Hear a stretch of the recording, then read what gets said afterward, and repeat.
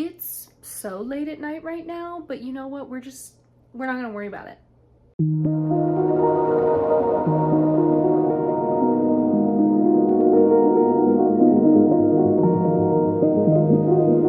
Hi guys, it's Sarah. Welcome back to another video here on my channel. I hope you guys are doing well. Happy Friday.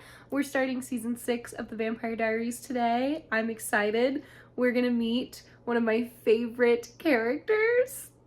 I can't wait. I'm so excited.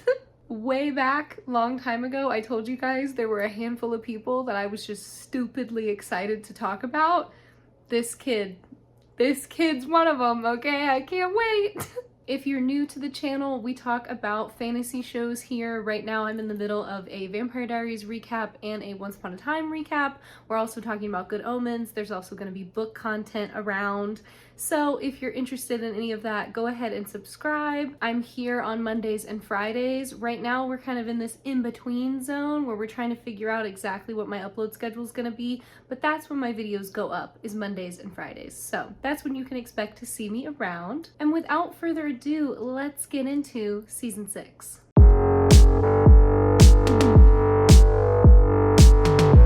So we're back this season with a random couple making out in a tent, all right? They hear a noise. When they go out to investigate, they find Liz, the sheriff. They're right on the outskirts of town, and she is basically like, all right, I don't know what you guys think you're doing. Pack it up, go home. They're thankful that they don't get arrested, and then when they get to the car, they get attacked by a vampire. We cut abruptly to a voiceover of Elena. We're back to that now too. She is basically saying that she's a happy sophomore at Whitmore College and life is going well. And she gives us like an update of everything that's happened to everybody. The whole time she's talking to us though, she's at the crypt in Mystic Falls because that's outside of the border of town. So she's able to go there and she's doing something with herbs and liquid and cups in the crypt. Suspicious behavior. We get to meet Miss Jo, okay, Josephine. She is a doctor at the hospital where Elena is interning. Rick is now a professor at Whitmore College. Most of them can't go home anymore because of the spell, but Matt's still in town and he is now working with like a community watch program to keep everybody safe. Jeremy is absolutely cracked, okay? He's not doing good. Stefan is supposed to be looking for help to get Damon and Bonnie back, and yet he is for some reason working at a mechanic shop. So, Caroline is skipping college and taking a gap year, and she is now living in an apartment on the outskirts of Mystic Falls to be close to her mom since she can't go home anymore. But Tyler is at school finally. Caroline doesn't really want to be around Elena. Liz is trying to encourage her to like reach out to Elena and stay close with her. But Caroline's like, Mom, Elena's being weird, okay? Damon died and Elena's like happy, bubbly, normal Elena. I don't know what's going on. We cut to Elena finishing her ritual in the crypt area and it turns out she's not voiceovering a journal entry. No, she's talking to a hallucination of Damon. In class at school, Tyler and Liv start to get flirty. This is one of my favorite pairings. I'm just gonna say it. We find out that Luke has been helping Elena with herbs and a spell in order for her to see Damon because he feels so guilty about the fact that he fucked with the spell and he's kind of the reason why Damon got trapped on the other side. Stefan is working as a mechanic in some random town and he's flirting with this girl. Rick is helping Caroline with her research. She has basically thrown herself into the project of figuring out how they can like fix the magic and reverse it so that everybody can come home to Mystic Falls. And Rick's just helping her with that since he's the occult professor now. She's super upset with Stefan because apparently he left after the summer without a goodbye. He just disappeared. Luke has decided all of a sudden that Elena is starting to get a little jittery and jumpy and scary, and maybe it's time to cut back on the herbs because it's not healthy for her. Elena doesn't handle that well, and she threatens him, and she's basically blackmailing him with the guilt of everything. Also, she's not asked to see Bonnie yet, and Damon, like the hallucination of Damon, points that out to her. He's like, you're not talking to Bonnie because you know Bonnie would agree with me and Luke and say that you need to let me go and you need to be done with this. We cut to Stefan at home in bed with that girl from the shop. Her name is Ivy, and they've been like a situationship for 2 months now. He's being really avoidant and weird, but he does seem to have like genuine feelings for her. So Rick meets Joe at a party, okay? They're both chaperoning one of the college parties. They are so awkward and adorable together in the same way I love Tyler and freaking Liv. These two little idiots, oh my god, I love them so much. She manages to make a weird comment about blood and being like, I'm a vegetarian because I'm around blood all day. Because I'm a doctor. He's a vampire, lady. It's fine. He's got a weird thing with blood too. And then she also makes fun of him for being an occult professor. And she's like, I didn't know that was a real thing people studied. That is going to be very funny later on. Elena runs into a girl on the outskirts of Mystic Falls. Her car has broken down and she's basically like, I was on my way into town. I need help. I'm from the city. My phone doesn't work. Oh, what do I do? And Elena is like, oh my god, I can help you. And then she just freaking attacks her and starts feeding from her. Caroline shows up and is like, Elena, what on earth? And the girl gets away and runs across the town border before they can stop her. So now they got a vampire bite victim running through Mystic Falls yelling for help. Caroline is pissed that Elena is the lurker that her mom has been looking for because there's been all these vampire attacks. That was Elena the whole time. So Caroline's mad, but also Caroline is like, I'm really worried about you. What do you mean you're using herbs to hallucinate Damon? That's so unhealthy. Matt is thankfully the one that finds the girl that Elena just bit. So he gets a hold of her and she's trying to say that a girl hurt her and it was a girl and a girl did it. And he stops her and is like, no, no, no, it was a dog. You got bit by a dog. It's a dog bite. The guy in charge of Matt's community program is this guy. His name is Trip, and he's not happy and he realizes that Matt might be lying. Stefan finally answers Elena's calls because he's been avoiding all of them, and she is like crying in the club, begging him to give her some form of hope. And this dude literally goes, sorry, can't do that. I don't have any. There's no hope. They're not coming back. You need to let them go. Like, she is quite literally using, SI language and saying things like, I can't be here forever without him. I can't do it. Like, she's not well. And Stefan just no comfort, nothing. He is like blank mask, cold as all hell, telling her to basically just get fucked because there's no hope. There's nothing they can do. Matt brings the bite victim girl, her name is Sarah, to the town border, and Caroline is there and she wipes her memories. At the party, Tyler finds out that Luke is basically like drugging Elena and helping her with these hallucinations, and he gets really angry because he's dealing with like being a werewolf human again. So he's back to what he was before, remember when he was like grumpy angry boy pre-transition? He's back to that place, okay? So Rick has already talked to him and said like, you need to cool it, you probably shouldn't be drinking, we need to make sure you don't trigger your curse again. And Tyler has been like brushing it off and being like, no, I'm fine. But now he goes up to Luke and starts like breaking Luke's trachea basically and trying to like rip out his jugular, and Rick has to step in and be like, you got it under control?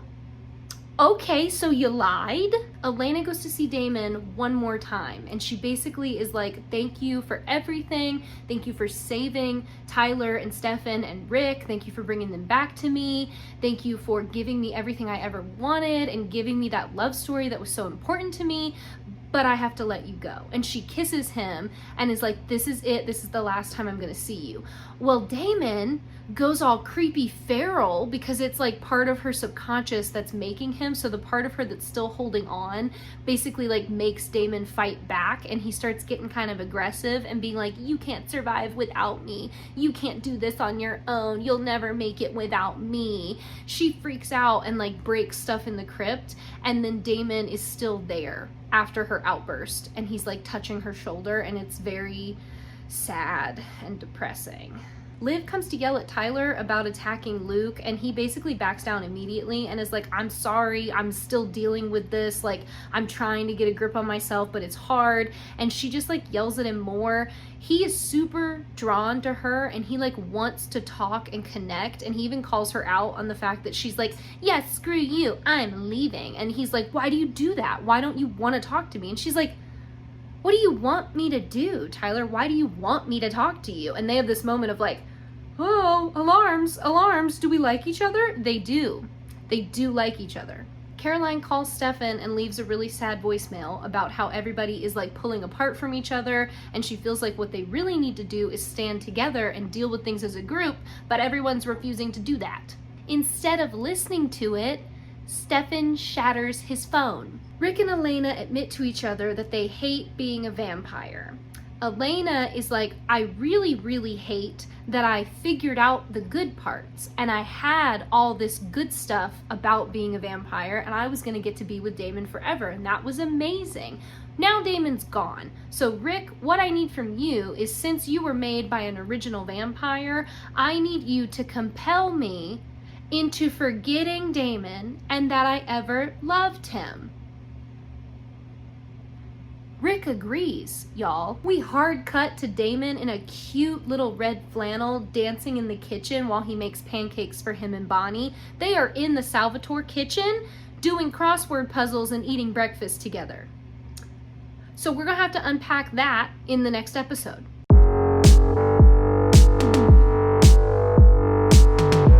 Alright, this episode is told in like dual timelines, okay? So when I talk about Damon and Bonnie, it's going all the way back to starting when the light went off and they ended up wherever they ended up.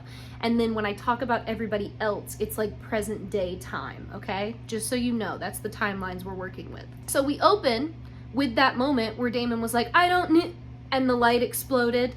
The light fades and they're just standing there in the woods holding hands, and they're both kind of like, oh, what the heck? Why are we so close to each other? They break apart. They're just in the woods alone. They walk through town. They're in Mystic Falls.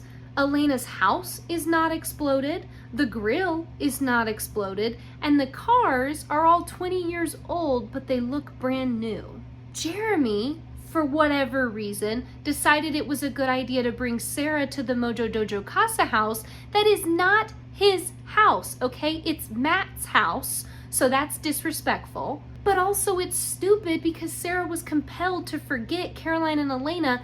She shouldn't be anywhere near their friend group, okay? Last place she should be. Elena boxes up everything that holds memories of her and Damon, so like all the pictures together, the things he's bought, his shirt, she puts it all in a box. Like, I'm sure that this massive decision she's making in a fit of grief will have no repercussions in the future. Caroline is pissed that she's been so focused on the fix the town part of the operation because she trusted that Stefan was working on the help Damon and Bonnie side of the problem, okay? But he hasn't been doing shit, and now they kind of know that, and she's like, what do we do? I have to help them. No one's helping them. What do I do, Rick? And Rick is like, well, I wouldn't say that no one is helping them. And we hard cut to our boy Enzo in a closet with a witch, making out with her to get her to give him information. His methods are questionable, but she tells him about the Gemini coven, so he got what he came here for. And then someone clears their throat, and he hears that sound alone, and he's like, oh, that's my blonde American girlfriend. Yes, it is. And he turns around, he's like, hello, gorgeous, because it's Caroline. She's come to team up with him. Rick uses hypnosis to help Elena. He decides that he can't just like wipe her memories quickly and like just look at her and be like, forget Damon, because it's like 3 years of a relationship. So that would be really damaging for her. So what he's decided to do instead is like carefully modify each of her memories. And he's like, there should be a memory somewhere in there that's like the tipping point memory. And once we change that one, it will like domino affect all the other ones. And then you'll forget about him. You'll forget that you loved him. You know, he'll just be whatever he was outside of that relationship. So like Stefan's brother is kind of what they're thinking will happen there. It is so sad and so heartbreaking because we have to keep seeing these little moments where like she dances with Damon at the ball and that was like an incredible thing. And instead Rick is like, actually, no, you didn't dance with anybody. That didn't happen. Or like they kiss in the hotel room. No, you didn't kiss in the hotel room. You guys just went to sleep. You never spoke. It's very sad, okay? It's just taking away all the Delina moments that mean so much to us. After each memory wipe, he says, who is Damon Salvatore? And her response in the beginning is, he was my boyfriend, I loved him, and then he died. And she gets like progressively more sad as they go through everything. So Bonnie and Damon are just wandering around town trying to figure out what the heck is going on. They end up in front of the Gilbert house, which, as I said, is like not burned down. And they're like, what is happening here? They pick up the paper and Bonnie's like, oh, there's gonna be an eclipse today. That's cool. And Damon's like, look at the date, and it's May 10th, 1994. Bonnie is pretty sure that wherever they're at, it must be the piece that Graham said she was gonna get her. So Bonnie's convinced that there must be some way for them to get out of wherever they're at. It's kind of like a weird parallel world. And they're like, maybe we can get out, but it'll take magic. Well, Bonnie can't use her magic, so they're screwed. Caroline is really worried about Elena making this decision to wipe her memories because she just doesn't think it's the right way to cope with it. But Elena is convinced that it is because she's been through grief and it's almost killed her multiple times. And at this point, she's like, I'm done doing that to myself. I'm just gonna forget and it's gonna be better and you're gonna have to trust me. Again, Caroline and Enzo are chasing a lead right now with this Gemini coven situation. So what if they figure it out? Caroline's just worried that it's not gonna work out the way Elena wants it to, because Caroline is the only one with a brain. We cut to another Stefan making dinner montage. He's chopping vegetables. He's putting oil in a pan. Things are sizzling. Ivy comes inside and she's like, Stefan, I ran into a few of your friends. And he's like, my friends? Where? And she's like, outside. And Enzo and Caroline come into his house. What unfolds is a very awkward dinner scene where Enzo and Caroline are just tormenting Stefan because Caroline wants to poke him in the eye with a fork, and Enzo is just like, I can't believe you lied to us for this long and you got a stupid little human that doesn't even know what you are. So Enzo's making all these like, I'm a neck man, you have a beautiful clavicle, to the poor girl that's just sitting there like, Stefan, your friends are really weird. We go back to Damon and Bonnie. He's making pancakes for the first time. She's searching for answers on the crossword puzzle. While they're sitting there in the kitchen, it goes dark and they realize that somehow it is still May 10th, 1994, and the eclipse has happened again. Matt is trying to keep things with Sarah under control, and he's basically insisting that she does not need to be in the house. Tripp is looking for Sarah because it turns out the car she drove into town was stolen. Elena has a really hard time figuring out the memory that's like the pivotal like turning point for her and Damon in her mind, so she ends up bailing on the plan and like running away from Rick. Damon and Bonnie have now been trapped in the May 10th world for 6 weeks. Damon's being extra because at this point, all he can do to enjoy his time is just be his most obnoxious self.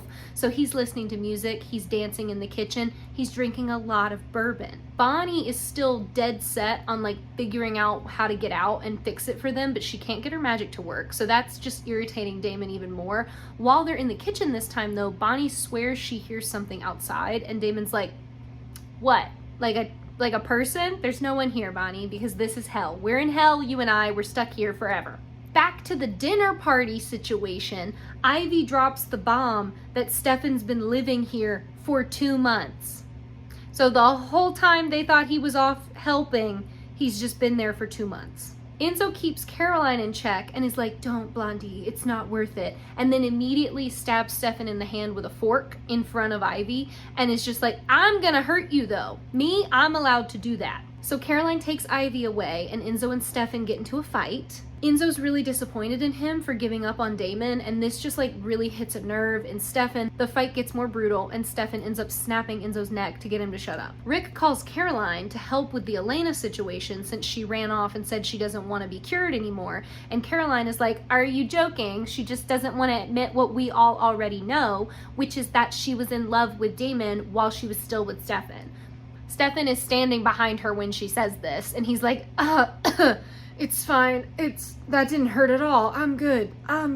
Then they get into an argument and Stefan is basically just like, I followed every lead I possibly could for weeks and then I realized that there was no point. There was nothing that was going to bring him back. There was nothing that was going to fix this and I had to give up, and that's what you guys need to do too. We need to move on. She's heartbroken that he left her the way he did and he's really cold about it and is just like, yeah, I needed a clean break. So what? It doesn't matter. And she's like, you know what, Stefan? "You're a dick," and she leaves. Elena is once again trying to force Luke into giving her more of the herbs, but Rick shows up and he's like, "Listen to me, you need to be honest if this is gonna work." She finally tells us that the important memory was the night of her birthday when Damon came in and gave her her necklace that Stefan had given her. You guys remember that? It was when Stefan was missing and they were looking for him, and she was giving up hope and she was so sad and so lonely, and then Damon gave her that necklace. Even though he had feelings for her, he knew it would comfort her, he knew it would remind her of Stefan and their relationship, and so he gave it to her anyway. And she says that that's the moment where he was like the most selfless and the most kind, and that's when she realized she had feelings for him too. While she's telling us about this memory, Damon in the May 10th world is walking through it in the Salvatore house, reliving it as well. Let that, rub salt in the wound. Rick takes the memory away, and that means that the only thing Elena remembers from that evening is when Damon snapped Jeremy's neck. So when Rick is like, "Who was Damon Salvatore?" she goes, "He's Stefan's brother. He was a monster, but then he died," and she's pissed. Caroline's having a breakdown in the car, waiting for Enzo to wake up and come outside so they can leave. And Elena calls her and is like, "Girl, where are you? We need to go party. I want to go out. I want to go dancing. I want to have fun. We're in college." And Caroline has to be like, "Oh, yeah, absolutely. I'll come over. We can have a sleepover. I'm doing great. Don't worry about me. I'm fine." When Enzo gets in the car, he's like, "Oh, that was a bust, wasn't it?" And she won't look at him because she's crying. He grabs her by the chin and he's like, and looks at her face and he goes, "I'll be right back." And he goes back inside. When I tell you, this is one of those moments that just makes me go, yeah, that's that one. That's the one for me. It's actually really bad though. He goes inside and Stefan and Ivy are talking, and when Stefan rounds the corner out of the room, Enzo shows up, grabs Ivy. Stefan comes back in, says, "Let Ivy go." Enzo goes, "Okay," and snaps her neck and then lets her fall to the floor. So that wasn't a great thing that he did, but he made his point. He says that now that Stefan's made this choice to forget about Damon and move on and be a bad brother, he's gonna step into the role that Damon left empty, which is the ruin Stefan's life and eternity of misery role, okay? He's gonna do that from now on. So Stefan can try to have a good life all he wants, but Enzo's gonna keep showing up and he's gonna keep ruining it for him. Jeremy calls Bonnie's phone and leaves a message, and we realize that he's been doing this. So everybody's been kind of making fun of him because, as I said, he's kind of gone off the deep end. He's hooking up with random people, he's playing video games too much, he's drinking a lot. He's grieving, all right? And this is when we get that moment of him being like, "I miss you so much, and also I'm so mad at you because you told me you were dying over the phone." Matt confronts Sarah about the stolen car, and she's like, "Yeah, I did steal it. I ran away and I took my boss's car. What's the big deal? I'll leave. Don't make a scene. I have family in Mystic Falls. I'm here to find my dad. I'll just go." But Jeremy is like, "We're not kicking her out, Matt, and if you don't want her here, I'll take her to the Salvatore house." And so he takes her away.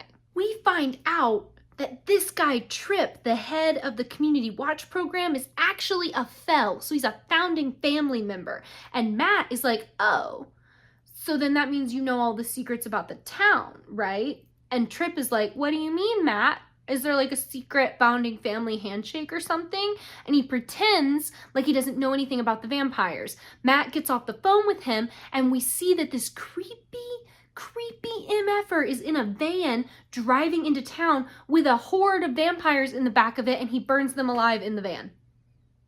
Bonnie makes dinner for her and Damon. They're sitting in the kitchen, they're eating, they're bonding over how sad they are and how they miss everybody, but at least they have each other. And then they realize that her crossword puzzle that she hasn't been able to finish is finished, and neither one of them filled it out.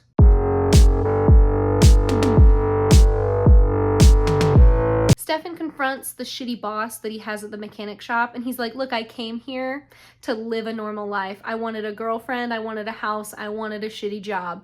All of those things have been taken from me, so now I need you," and he compels the guy. He's like, "I need you to take my car into the woods. I need you to bury my dead girlfriend's body because I need to go out of town for a few days so I can kill Enzo." Elena, because she's Miss Happy-Go-Lucky, I don't remember my dead boyfriend now, she's convincing everybody to come to a party outside of Mystic Falls. Very slowly, they all agree. Some of them are a little iffy on the whole memory wipe situation, but they're going along with it because she asked them to before Rick did it. Luke calls Liv out on having a crush on Tyler, and he's like, you always do this when you like a guy. You know, you make fun of them. You're a bitch because you like them so much. Stefan shows up at the college to see Elena, and he gives her a hug. Bonnie and Damon are grocery shopping now, and they're arguing, trying to figure out if they're alone or not. They round a corner, and Bonnie realizes that there were pork rinds on this specific end cap of the grocery store. They are missing now. And then the carousel ride out front goes off, and both of them are like, ooh, what's going on? Stefan didn't know about Elena getting her memories wiped, so they have this really awkward conversation where she's like, yeah, and it's been a really hard summer. I really, really miss Bonnie. And Stefan's like, okay, and she's like, oh, I know that's like so insensitive. You lost your brother. And Stefan's like, yeah, and you are in love with him. But he doesn't say anything, thankfully. He just like brushes it off and lets it go. Caroline and Enzo are having breakfast. They are now friends. She's having a little bit of a hard time navigating this new friendship because Enzo is very unhinged, okay? It's giving early days Elena and Damon when they were trying to figure out how to make that work. So while they're having breakfast, he stands up and she realizes there's like a drop of red on his shirt and she's like, please tell me that's pie and not what I think it is. And he like licks it off and he's like, oh, surely she worked here. Now she doesn't. So he killed somebody. A homie. You can't be doing that and be best friends with Caroline Forbes, okay? She's not gonna let you get away with that behavior. Elena drives Stefan and a boy from her medical internship program to the party because she wants to introduce that boy to Caroline. Bonnie and Damon find his car outside the grocery store and he is so excited. They realize though that Damon didn't leave his car there in 1994. Like the chances of that happening are very, very slim. So that means that somebody went and got his car and brought it there and left it there for them to find. Then they see somebody running through the parking lot and they chase after them. At the party, Elena shows off her small town girl vibe skills by doing a backflip into the water. The boy she brought for Caroline is absolutely interested in her. While she's swimming, she sees Jeremy making out with Sarah and she's like, that's a bad idea. Why are you so stupid? And he's like, she looks good in a bikini. What can I say? So he's really leaning into the like, I'm a lost cause, leave me alone vibes. Tyler gets into another fight, this time with a guy that Matt was forced to bring because Tripp was basically like, there've been a lot of animal attacks. I don't want you going to a party alone, Matt. So this guy that he brought is like being real shifty and getting up in Tyler's face and being like, you really believe that she was attacked by a dog? You're an idiot. You're an idiot, man. And Tyler's like, I will fucking kill you. And Matt has to get in between them and stop that from happening. Elena tries to get the gang back together to pretend like everything is fine, but nothing is fine. And Matt can't drink because he's in training now, and Tyler can't drink because he's trying not to be an alcoholic like his dad. And Caroline is the only one that will drink with her, but then she still ruins it by being like, you know, Elena, not all of us can pretend like we're okay. Not all of us can just forget the way that you can.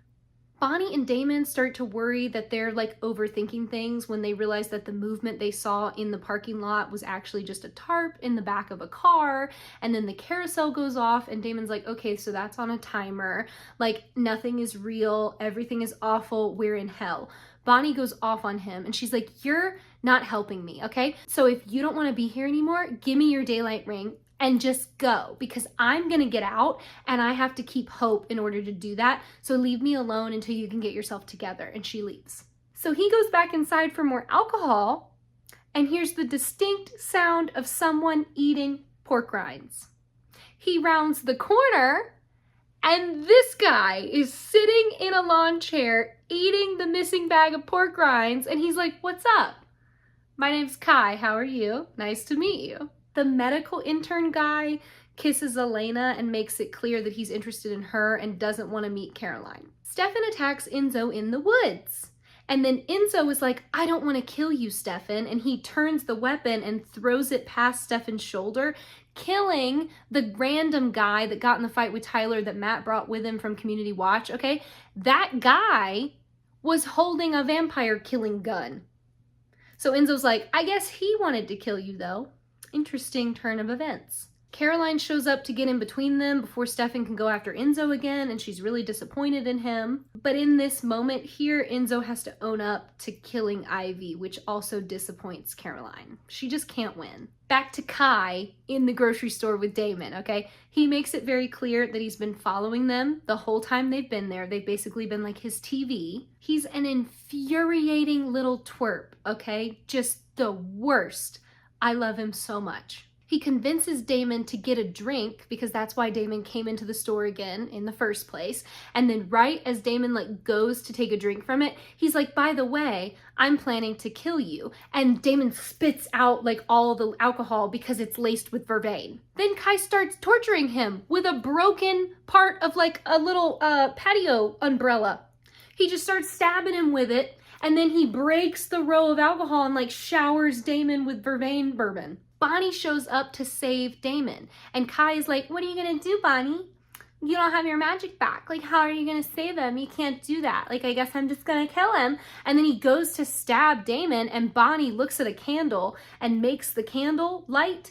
And then she looks at Kai. She tells Damon to run. Damon gets out of there real quick. And she incendias all of the alcohol. So then Kai is just standing there in this blaze of alcohol, freaking out. And he basically is like, oops, my bad. I made the witch angry. And then Damon shows up and knocks him out. Damon then apologizes to Bonnie for calling her annoying because he hadn't met Kai yet, and Kai is now the most infuriating person he's ever known. Caroline goes to Stefan and is like, I know you miss us, okay? I know you're saying you came here just to kill Enzo, but you also came here to talk to me and to see Elena and check in on Rick. Like, we're your family and you came back for us too, and I know it. And killing Enzo is not gonna bring you the peace that you think it's gonna bring. So if any of that's true, please just stay and we can figure this out together.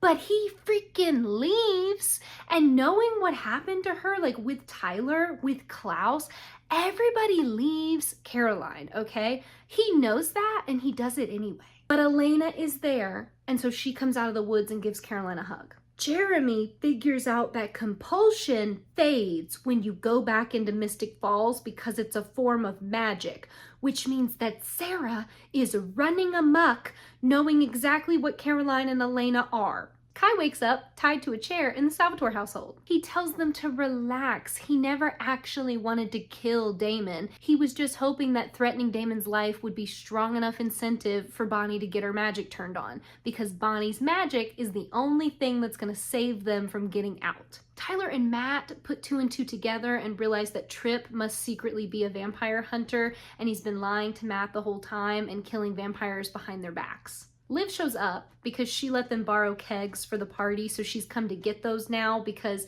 they had to give their truck to Enzo so Enzo could go get rid of the body of the kid that he killed. Keep up. So now Liv is here with her Jeep and she's gonna take the kegs, and she picks on Tyler and is basically like, sad jocks are so pathetic. Sad jocks are so stupid. I hate boys. And he flares up at her and is like, I'm not in the mood for you right now, like, button it, I don't want to talk to you. She keeps pushing him. He starts to like almost cry. He's like super, super angry and so like just sad and overwhelmed that he like almost cries. And he's like, is this what you want? Do you want me to break? Like, is that what you're after? And she's like, I have to be mean to you, Tyler, because if I'm not mean to you, I might fall for you. They almost kiss, but she walks away from him and they separate. Sarah is missing and Jeremy can't find her, but she trashed the house. Caroline agrees to come back to college and stay with Elena. She kind of says that it's because, you know, there's a vampire hunter again and we need to stick together, but Elena knows that it's because she's like ready to move on as well and start fresh now that Stefan's gone. Caroline also admits that, yeah, maybe she did have feelings for Stefan, but she puts them distinctly in the past tense because now she's done with him. At the diner, Tripp attacks Enzo, And Enzo is like, that vervain might have been enough for regular vampires, but I'm a crazy vampire, okay? I've been through more shit than you understand, bro, and I'm stronger than this. And then Stefan shows up and shoots him. So he goes down anyway. He's not dead, but he's very, very badly injured. And Stefan's like, do you want me to take him? I'll kill him for you. And Tripp is like, no, I'll keep him. I have my own methods. And Stefan's like, make sure it's painful. And Tripp is like, you got it. And then he freaking leaves him there, guys. And that's the end of the episode. So come back next week to find out if our boy Enzo gets out of this one, I guess. That's gonna do it for today's twisted vampire bedtime story. I hope you guys enjoyed. I can't wait to talk more about Kai, okay? I've been waiting for him, and now he's here. I would love to know down below if any of you saw it coming, that Kai's on my list of favorites, okay? We're gonna get into him, and you're gonna be like, Sarah, I can't eat, but like, you know, I understand. I get it if you're not with me on that. I can't help it. Don't forget to subscribe if you're not already. As always, my socials are down below if you want to come connect anywhere else. I hope you guys are doing so well, and I will see you so soon. Have a good one. Bye.